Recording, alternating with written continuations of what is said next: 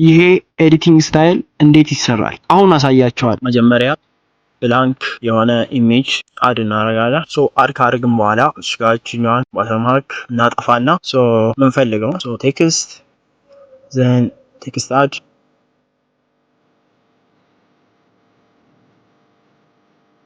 ስታይል በዚሁን ብያለሁ። ስታይል ስታይሉ እንደዚህ ካደረግን በኋላ ትንሽ እችኛዋን ትንሽ 4 ሰከንድ 4 ሰከንድ ካደረግን በኋላ ዘን እዚህ ጋር ክሮማኪ ክሊክ እናደርጋለን። ክሮማኪ ክሊክ አድርገን እዚህ ጋር ደግሞ ጫፏ ላይ ዙም ኢን እናደርጋለን ማለት ነው።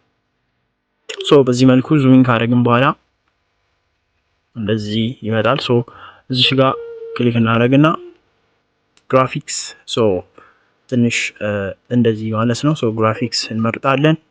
ይሄ አሪፍ ነው።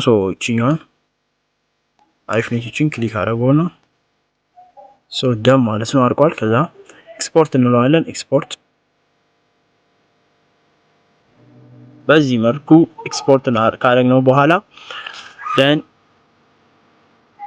ሌላ ኒው ወርክ ስፔስ ወይም እንከፍታለን። እዚህ ጋር ያሰብነውን ኢሜጅ አፔር እንዲያደርግበት ጀስት ኢትዮጵያ ብዬ ተስላኩ ማለት ነው። ለዚህ እንዲሆን ማለት ነው። እዚህ ጋር ያሉትን ነገሮች ከትከት እናደርጋቸዋለን። ስፕሊት ከት እናደርገዋለን።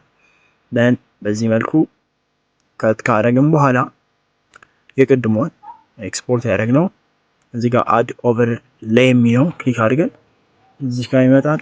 እቺኛዋን ክሊክ አድርገን ዘን ኤግዛክት በእንትኑ ልክ ኢሜጅ ልክ እንደዚህ እናስገባዋለን ማለት ነው። እንደዚህ ካስገባነው በኋላ እዚህ ጋር ስፕላይስ እንትላለች። እቺ ክሊክ እናደርጋታለን። እዚህ ጋር ዳርክን ስንለው እንደዚህ ያደርግልናል። አጠፋልን ማለት ነው።